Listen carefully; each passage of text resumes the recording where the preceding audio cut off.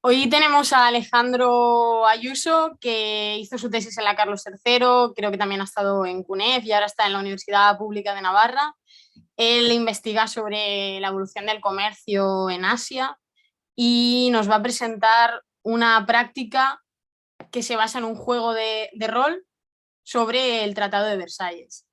Así que, cuando quieras. Muchas gracias, Alba, por esta presentación. Muchas gracias también por darme la oportunidad de participar aquí en el webinar de prácticas en Historia Económica de la Asociación Española de Historia Económica. Y también muchas gracias a todos los que habéis perdido un poco de vuestro tiempo, o invertido más bien, un poco de vuestro tiempo en seguir esta presentación. Básicamente, como ha comentado Alba, esta práctica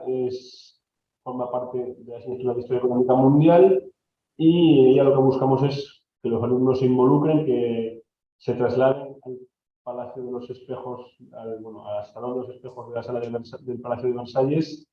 y de algún modo en primera persona sean capaces de comprender los incentivos que tenían los principales actores de esa conferencia y que sean capaces de interactuar entre ellos para ver que los acuerdos que se alcanzaron en aquella conferencia no fueron algo alcanzado desde la literalidad, sino que realmente atendían a incentivos tanto económicos como sociales, políticos, también a la propia geopolítica, a la balanza de poder que había una vez finalizado el conflicto. Entonces, en esta presentación vamos a explicar cuáles son los objetivos y cuál es la motivación que llevó a hacer esta práctica. Vamos a ver en qué ámbito la aplicamos, qué materiales previos necesitan los alumnos y qué materiales también empleamos nosotros para desarrollar esta práctica. Vamos a explicar cuál es el desarrollo de la misma, qué tienen que hacer los alumnos antes, cómo deben preparársela, cómo verían las intervenciones de cada uno y cómo intentamos al final de la práctica agrupar las principales ideas y resumir los acuerdos alcanzados. Vamos a explicar qué resultados esperamos en esta práctica y sobre todo qué lecciones extraemos de todo este asunto. En primer lugar, la idea que subyace a esta práctica es comprender cuál es el impacto que tiene el Tratado de Versalles en el periodo de entreguerras, que es conocido como un periodo francamente inestable. Básicamente, el Tratado de Versalles y los acuerdos alcanzados en dicha conferencia es muy controvertido todavía a día de hoy. Hay autores que defienden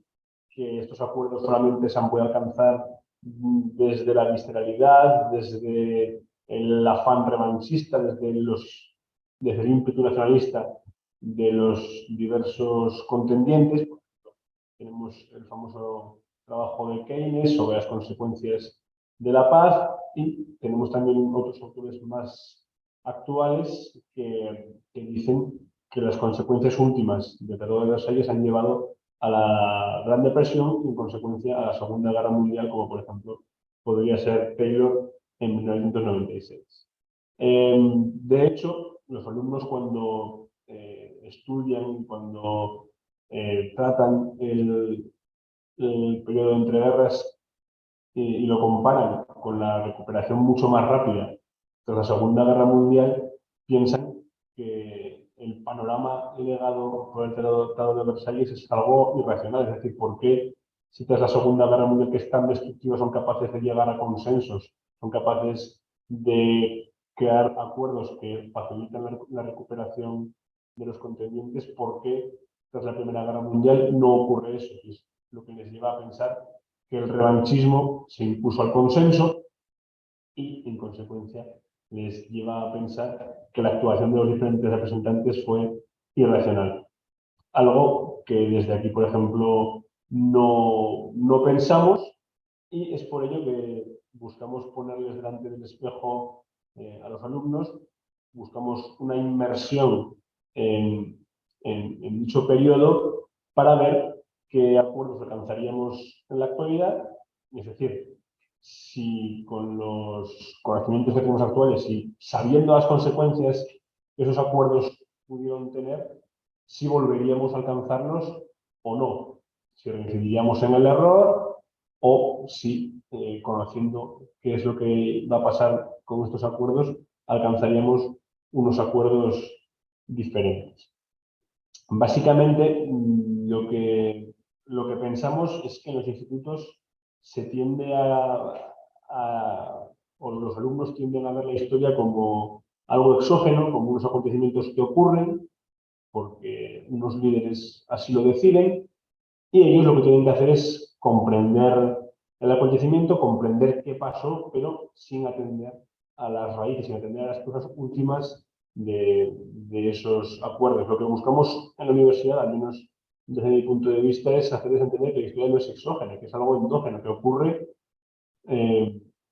porque hay los que toman las decisiones atienden a incentivos económicos, incentivos sociales, incluso a la balanza de poder que se puede crear tras un conflicto. Es decir, que las cosas no ocurren porque sí, sino porque hay un contexto que marca, eh, que marca la toma de decisiones de los, como decimos, de los principales actores. Y es lo que buscamos con esta práctica, que los alumnos sean capaces de comprender la importancia del contexto. Y en este caso creo que además se pone de manifiesto porque van a descubrir que teniendo conocimientos nuevos, conocimientos que no se tenían hace 100 años, se pueden alcanzar los mismos acuerdos porque el contexto en muchas ocasiones es más importante incluso que los propios conocimientos que puedan tener los actores. En definitiva, ¿qué es lo que buscamos con esta práctica? En primer lugar, dar contexto a un evento histórico controvertido. Lo que queremos es que los alumnos conozcan la motivación que impulsa a los principales actores históricos. Para ello, como decimos, tratamos de trasladarles al Salón de los Espejos del Palacio de Versalles, tratamos de involucrarles, que se reúnan, que discutan y que se sientan como un delegado más en esta conferencia, porque creemos que es la mejor manera de que ellos conozcan la motivación que impulsó a los principales actores que participaron en esta conferencia y además el conocer estas motivaciones y estos contextos les va a permitir vertebrar sus intervenciones y poder discutir, interactuar entre ellos y ver también cómo el propio devenir de las conversaciones y de los debates es lo que fuerza muchas veces a adoptar posturas un tanto radicales. Van a ver que cada grupo, que cada país, que cada delegación establece una serie de líneas rojas en función a la propia situación vivida dentro de sus países y esas líneas rojas son las que de algún modo marcan el devenir de esta discusión. Otro objetivo es el de promover competencias orales y la capacidad de debatir. Al final, siempre se habla de que los alumnos tienen que mejorar y perfeccionar la capacidad oratoria, más en este caso que es un curso en inglés, pero muchas veces nos limitamos a que hagan un trabajo en grupo, una pequeña investigación que la presenten oralmente delante de sus compañeros. En este caso se busca algo más allá, se busca algo más interactivo, que no solamente presenten su trabajo, sino que sean capaces de interactuar y de discutir con el otro, con posturas enfrentadas. Yo creo que es más dinámico, de esta forma no es solamente unidireccional, es decir, el grupo presenta el trabajo y el resto escucha, sino que es bidireccional. Uno presenta su argumento, los otros lo asimilan y después lanzan un contraargumento. También buscamos potenciar el trabajo en equipo, ya que cada grupo deberá reunirse con antelación para preparar las intervenciones y después también en el momento, la suma más inmediata y más improvisada, que es otra competencia también que se promueve, aunque no es la principal, la capacidad de improvisar, para dar réplica y contrarréplica al resto de participantes. En definitiva, lo que hacemos aquí es mostrar un formato, un modelo de aula invertida, en la que los profesores son ellos a través de sus intervenciones son los que imparten la materia. El profesor toma un rol más pasivo de moderador, es decir, de corrector de incongruencias históricas, corrector de errores que haya podido tener un determinado grupo a la hora de intervenir, pues por ejemplo, que es la motivación de Estados Unidos o del país que sea, si no se corresponde con la verdadera motivación, se les intenta corregir y de acercar de nuevo a la línea correcta. Pero, como decimos, la clase en este caso la dan ellos a través de las intervenciones. En definitiva, esta práctica, esta práctica surge de otra práctica de la asignatura de Historia Política y Social que imparte Miguel Artola Blanco en la Universidad Carlos III de Madrid. En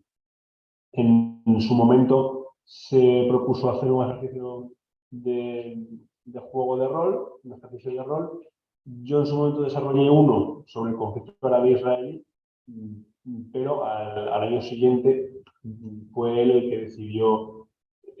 quizá impulsado por el éxito que he tenido, el que haya preparado yo, fue él el que decidió poner en práctica que ya tenía pensado él sobre el Tratado de Versalles, y entre los dos conseguimos prepararlo, salió bastante bien.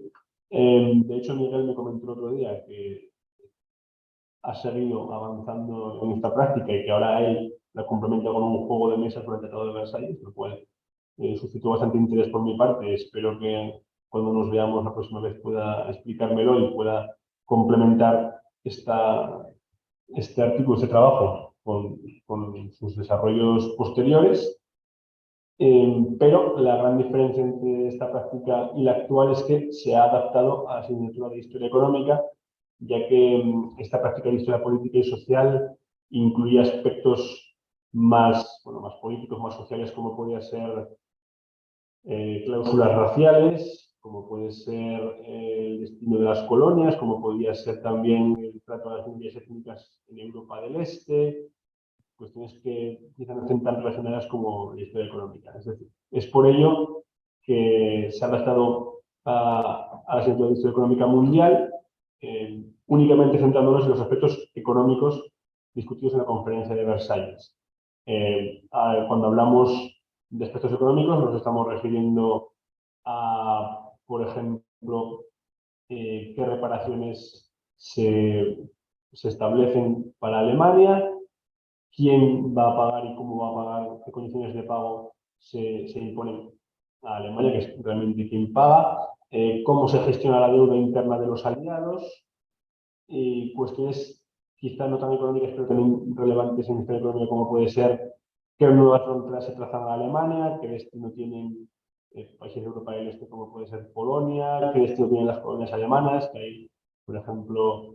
Japón también está muy interesado en ese asunto, y se dejan aspectos raciales y otro tipo de aspectos para el final de la clase en caso de que haya tiempo, y si no, pues se dejan aparte porque no son tan relevantes como podrían ser en la asignatura de Historia Política y Social.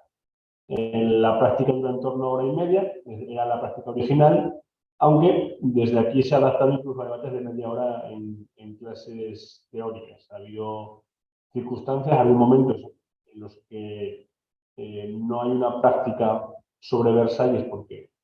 no hay tiempo material en el programa, y es por ello que este ejercicio, en lugar de hacer una práctica de hora y media, se realiza al final de la clase durante media hora. Una vez que termina la clase sobre la Primera Guerra Mundial y los años 20, se procede a este debate en media hora, que es mucho más breve y mucho más centrado, pero que también permite que los alumnos se pongan en la piel de quienes toman las decisiones, comprendan la motivación y comprendan que el contexto es muy importante.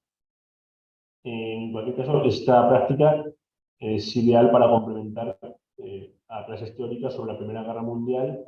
y el periodo de entreguerras. Lo ideal, como decimos, es que se imparta después de una clase teórica sobre la Primera Guerra Mundial y crisis de los años 20, hiperinflación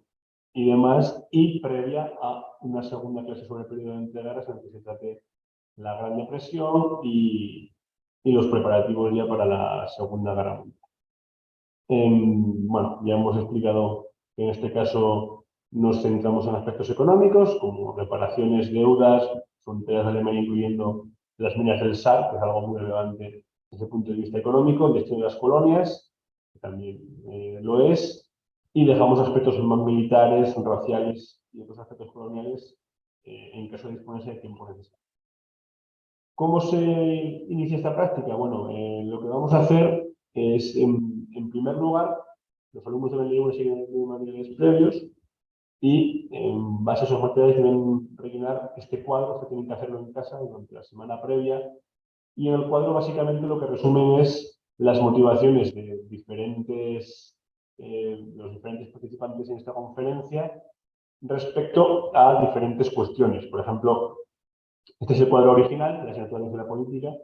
En la asignatura de Historia Económica está mucho más reducido. Por ejemplo, se mantienen las primeras 3 columnas se mantienen. Los alumnos tienen que resumir la postura de los diferentes participantes, el Imperio Británico, Francia, Estados Unidos, Italia, Japón, Alemania, respecto a qué hacer con el territorio alemán, cómo restablecemos las fronteras del Imperio alemán, qué hacer con su ejército, si lo restringimos, si lo prohibimos, si desmilitarizamos a Alemania por completo o no. Después, qué hacer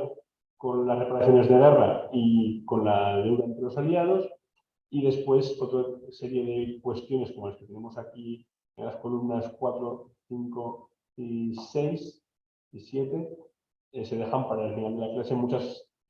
cuando se sabe que no va a haber tiempo, directamente se exige a los alumnos que rellenan las primeras 3 columnas. Cuando se ve que va a haber tiempo, pueden rellenar las 7, en las que se habla también de qué hacer con el territorio de Europa del Este, como qué fronteras construimos ahí, qué se hace con las minorías étnicas, judíos, por ejemplo,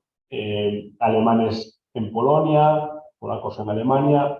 etcétera, y también las cláusulas raciales que Japón intentaba exigir a los aliados para evitar la discriminación de los inmigrantes japoneses, que es un tema que no es baladí, que de hecho para muchos es lo que marca la radicalización de Japón de cara a la Segunda Guerra Mundial.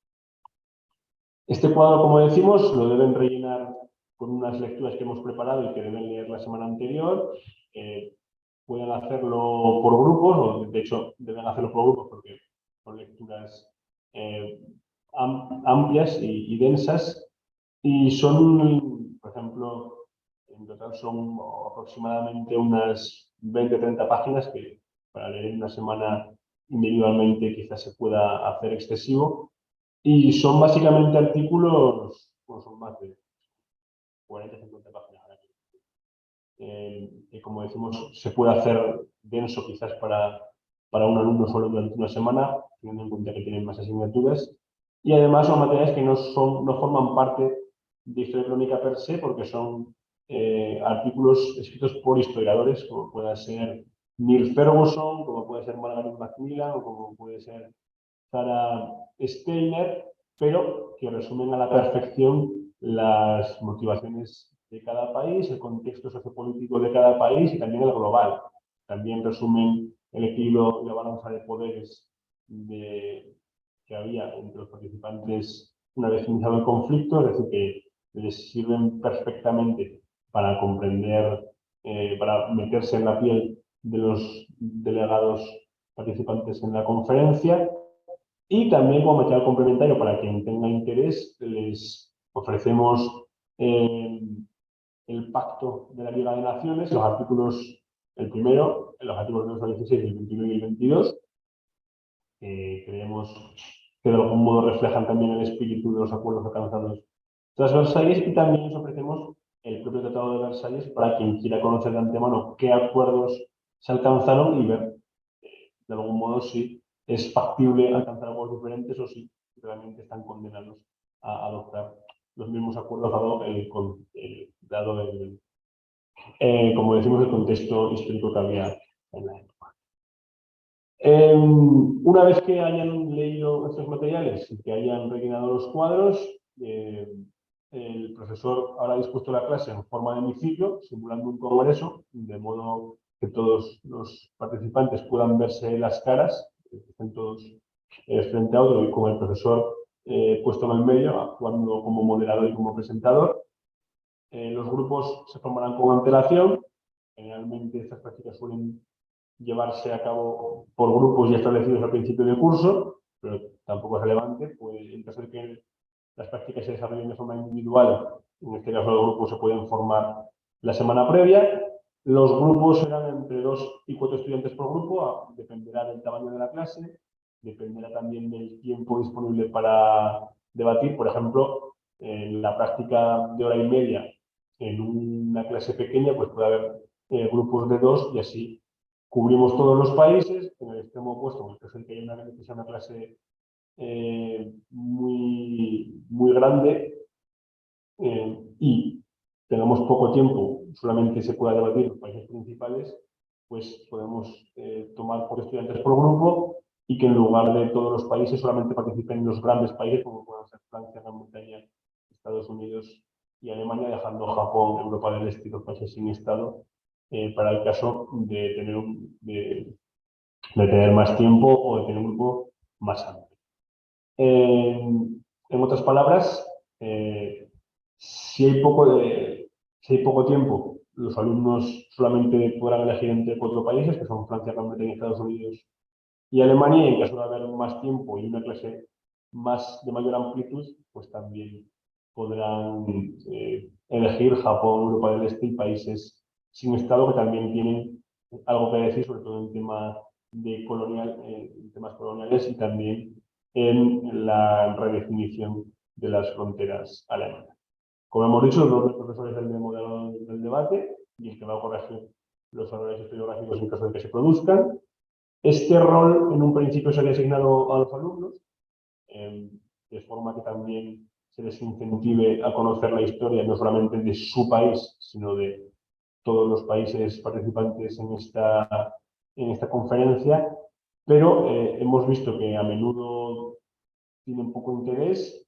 que no es un rol que les motive en exceso, porque no es muy interactivo que se diga. A menudo les da pereza, incluso reparo, corregir a sus compañeros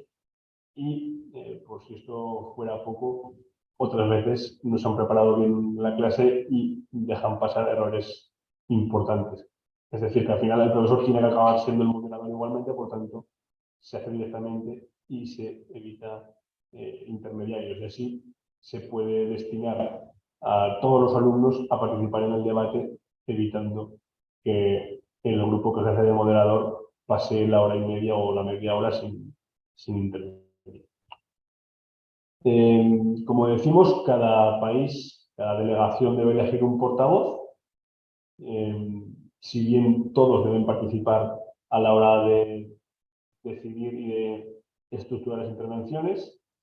las intervenciones deben ser entre 30 segundos y 2 minutos para que no sean excesivamente cortas ni tampoco excesivamente largas. Dependerá nuevamente del tiempo del que dispongamos. Si se dispone de hora y media, pues se intentará que duren más cerca de los 2 minutos que los 30 segundos y viceversa. Si solo se dispone de media hora, se intentará que las intervenciones sean más cercanas a 30 segundos que a 2 minutos.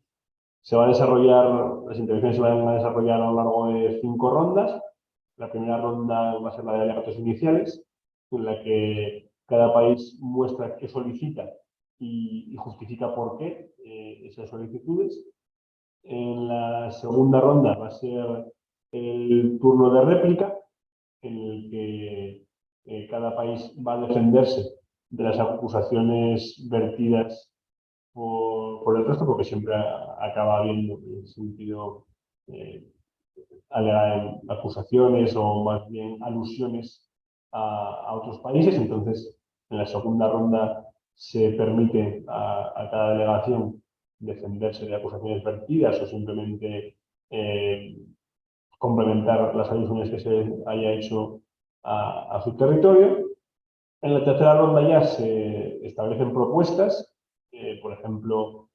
cada país va a exponer qué reparaciones quieren cobrar, quién y cómo las debe pagar, qué fronteras vamos a establecer a Alemania, y qué se va a hacer con las colonias. una vez más, si hay tiempo se puede también debatir qué hacer con el ejército alemán, en qué número dejarlo, etcétera. Cada país va a analizar sus propuestas, de modo que en la cuarta ronda ya se va a negociar y a formar coaliciones. Básicamente se va a ver que las posturas de los aliados en un principio eran más lejanas de lo que aparentemente podía parecer, y en esta cuarta ronda van a intentar negociar, van a intentar ceder y formar coaliciones con quienes tengan una opinión más similar. Por ejemplo, Estados Unidos y Alemania tenderán a hacer coalición, pero necesitarán a Francia para que no se les mosquee. Francia, que tiene una postura más radical, va a intentar llevarse a Estados Unidos y a Inglaterra a su terreno, y probablemente ahí esté la clave de qué acuerdos se alcanzan, del poder que puede tener Francia para convencer a los países anglosajones. Por último, la quinta ronda será la ronda de votaciones, y aquí está una de las claves del asunto, que es que Alemania no tiene derecho a voto, y eso en parte fue uno de los motivos por los cuales se alcanzaron los acuerdos que se alcanzaron. Si no dejas a uno de los grandes contendientes tener ninguna capacidad de decisión, pues es lógico que todas las decisiones tiendan a ir más hacia el lado de los aliados que hacia el lado de Alemania. Esto evidentemente no es algo caprichoso ni al azar, sino que responde a que Alemania es la que ha perdido el conflicto, ni más ni menos. Italia, como país ambiguo que se cae de banda, tiene 3 votos, por lo tanto no es tan influyente como el resto. Y Japón, Europa del Este y países sin Estado solamente tienen un voto, que es lo que también les condena a un papel mucho más residual en esta conferencia. En la última ronda se dictaminará el resultado de las votaciones, se firmará el tratado, que es una cosa que también les permite a ellos involucrarse y meterse de lleno en esta conferencia. Y una vez que tengamos los acuerdos, se leerán, se procederá a la lectura de los mismos y se desarrollará una discusión final en la que discutiremos qué hemos acordado, por qué se ha llegado a estos acuerdos, se va a analizar los motivos por los cuales se ha llegado a estos acuerdos y ver si lo que hemos acordado se desvía mucho de lo que se acordó en su momento en Versalles. ¿Qué es lo que esperamos? Bueno, aquí, como vemos en esta diacómica, las reparaciones cobradas a Alemania se complementan con una P que las transforma en preparaciones, es decir, da a entender que estas reparaciones lo que hacen es preparar un nuevo conflicto, que es la Segunda Guerra Mundial. Lo que vemos es básicamente que los acuerdos logrados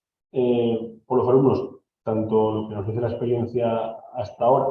como lo que indica la propia dinámica de la práctica, es que los acuerdos probablemente sean muy similares a los que se alcanzan en el 19. De hecho, hasta ahora siempre se han alcanzado acuerdos muy parecidos a los que se alcanzaron en Versalles. Y ahí llega el debate. ¿Qué es lo que ocurre? Siempre cuando hay una guerra y vemos que los acontecimientos se repiten y que aparecen los historiadores para decirte que la historia es cíclica, tú que no entiendes historia, que no eres un historiador, piensas, ¿pero qué ocurre? ¿No hemos aprendido de nuestros errores? En mi opinión, y creo que es lo que intento transmitir con esta práctica, es que los conocimientos cambian. De hecho, ahora sabemos que estos acuerdos llevaron a la Segunda Guerra Mundial, cosa que evidentemente no se conocía en 1919 o no se conocía con la que lo conocemos ahora, pero las motivaciones, el contexto histórico y el sistema de votación no lo hacen, son el mismo. ¿Qué es lo que mostramos? Que motivaciones, contexto histórico, equilibrio de poder, sistema de votación son más relevantes para la toma de decisiones que los propios conocimientos. Es decir, ellos desde el instituto piensan, tienen asimilado que esto hay que conocerla y que contra más conocimientos se tienen, mejor se puede interpretar, pero si desconocen la motivación, el contexto histórico y la balanza de poder, pues se van a perder la parte más importante de la historia, como se ha visto aquí. Aquí, con conocimientos mucho más actualizados, se están llegando a los mismos acuerdos porque el contexto y las motivaciones son los mismos. En definitiva, ¿qué lecciones extraemos de todo esto? Bueno, que la historia la hacen las sociedades, que la historia no se corresponde al libre albedrío de líderes caprichosos, sino que los líderes toman las decisiones atendiendo a presiones populares y económicas, y también que los acuerdos son también consecuencia del poder de negociación que tengan los diferentes participantes. Vamos también a comprobar de primera mano que el contexto y la motivación de los principales actores son una parte fundamental para entender los procesos históricos. Y, por último, al contrario de lo que muchos expertos destacan, los acuerdos de Versalles no fueron un proceso irracional que no el revanchismo, sino que cada país atendió a su contexto sociopolítico y a la balanza de poderes, y es lo que llevó a la toma de decisiones en aquella. Esto es todo. Estoy abierto a cualquier sugerencia para tratar de mejorar esta práctica y, bueno, cualquier comentario es bienvenido.